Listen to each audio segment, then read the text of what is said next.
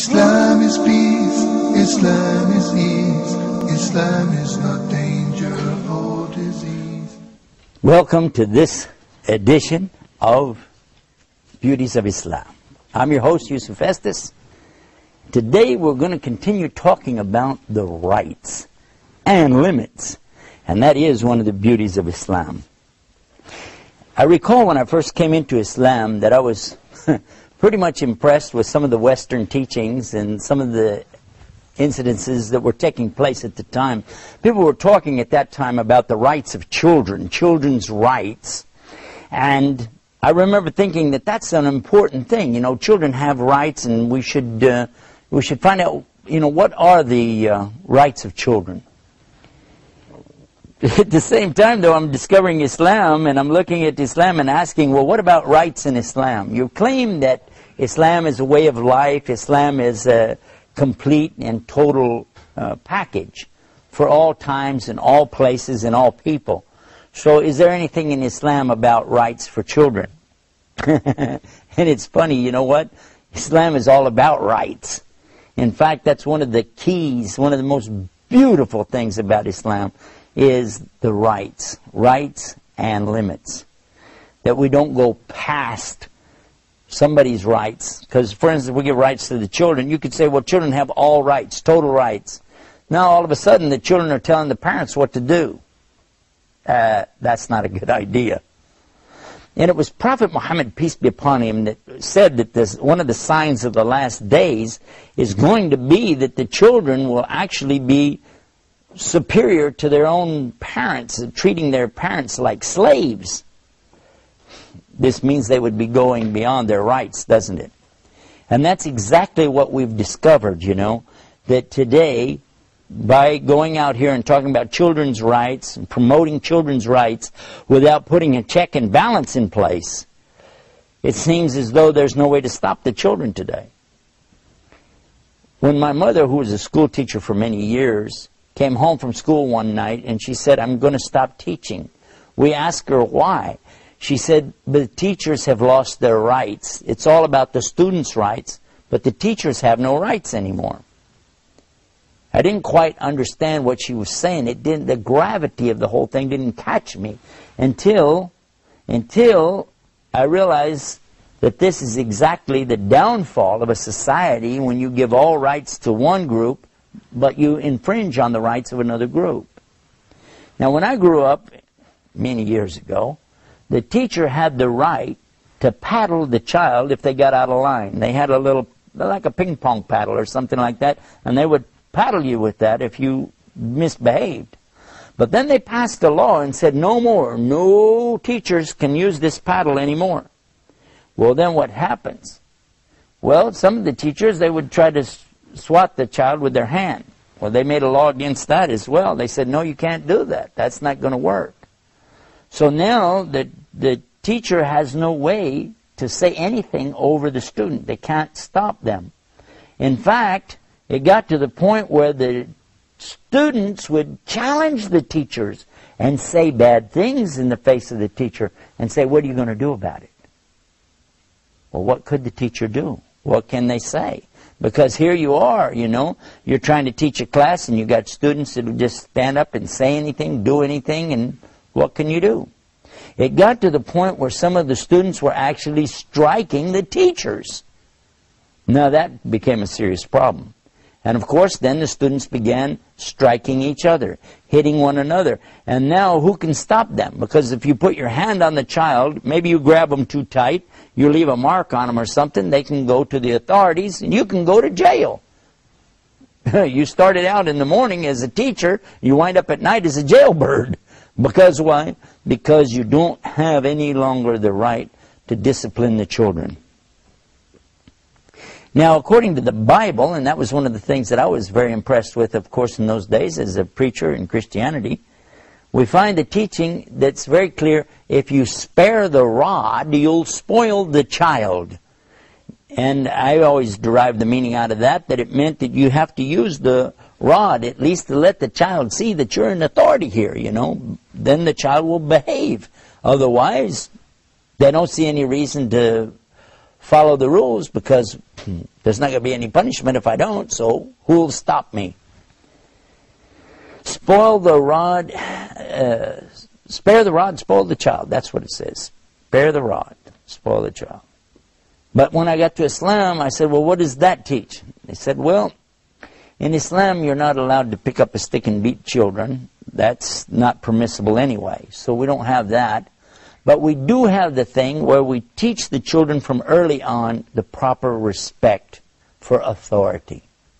And this is instilled on the child from the time that they're able to move around, that time they're able to start thinking. They learn what they can do and what they mustn't do. This is pretty normal amongst most homes. You know, you see the mother, she'll say, no, no, no, no, don't do this, don't do that. That's normal, and it's good. Of course, in an Arabic home, they will be saying, la, la, la, la, la, la. It's the same meaning. Don't do it. But as they get older, and they begin to talk, speak, think, and converse with their parents, that's when the importance of teaching rights and limits really comes into play. Because it is right for the child to have a time to play with their toys. And it's also right that they should share their toys. But there has to be a limit. And the limit is going to be that the child cannot go and take from the other children without their permission. So we begin to teach them about asking permission. I remember one of the things that my dear friend Muhammad Abdul Rahman, who was the one who helped me get to Islam, that he taught us this by example. He was very good at giving examples of things so you could see it. One day he went to my daughter, who was about 6 years old at the time, and he asked her if she would like to borrow $1. I said, you borrow $1? She said yes, so she borrowed the $1 from him. She borrowed $1.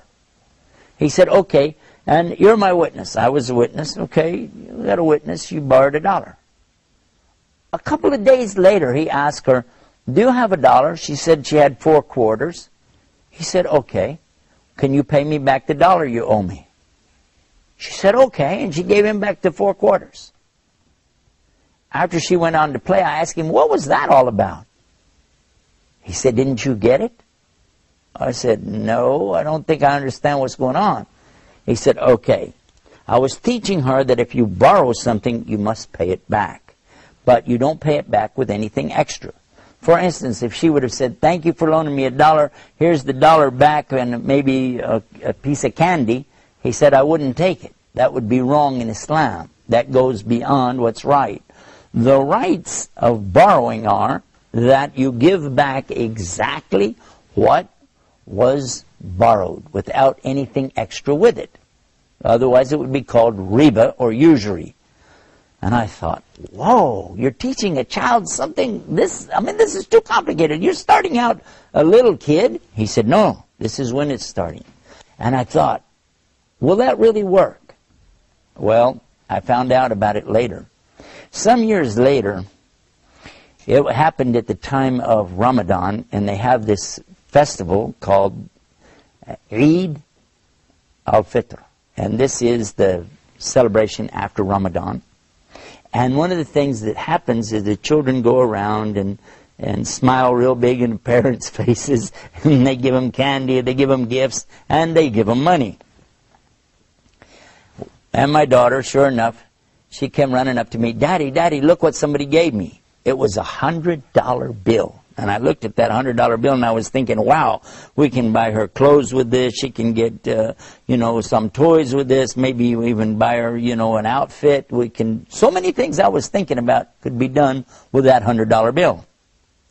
But she went over to the masjid, the mosque, it's called masjid, to a box that was there for donations, and she put the whole $100 bill in that box. I said, what? What'd you just do? She said, I put it in there. I said, why? She said, I always wanted to have $100 to put it in the masjid box, because so many times people talked about things that we need, things that the masjid needs, things the school needs. She said, and I knew I didn't have any money, but I knew if I ever got $100, I would put it in there, and I just got to do it. Isn't that good? And I thought about it. I said, look at this. This child has understood something better than I did. Whereas I was thinking we could get her some clothes, we could get her some toys, candy, gum, things like that with the money. And look at what? She's understanding value, a value that's a higher level of value, not just dollars and cents. So what we're learning from this kind of rights is that there is something with limits too. You don't just think about what I get for me. You don't just think about, oh, how is this going to benefit my circumstance right now? But you think about how it will benefit others. And by the way, all the time you're doing that, Allah is for sure going to be recording and making sure that you get full reward here and in the Day of Judgment. So this is something really big for us. This kind of rights that we're talking about, really, we could talk about this for a very long time. There's a lot of depth behind it. But what I'd encourage you to do is to study this. Sit with your teachers of Islam and read the Quran and read some of the stories from the books. Like this is Sahih Bukhari. These are some of the teachings of the Prophet Muhammad, peace be upon him. And we find a lot of things in there that will really help us to understand about rights and limits. And I'll give you an example of just one of the things that impressed me an awful lot about this was the rights and limits is spelled out in one of the chapters of the Quran. Now, in another program, we're talking about this same subject in a bigger detail, but I'll just refer to it for you so that you can look it up. Chapter 49 in the Quran, it's called Surah Al-Hujurat.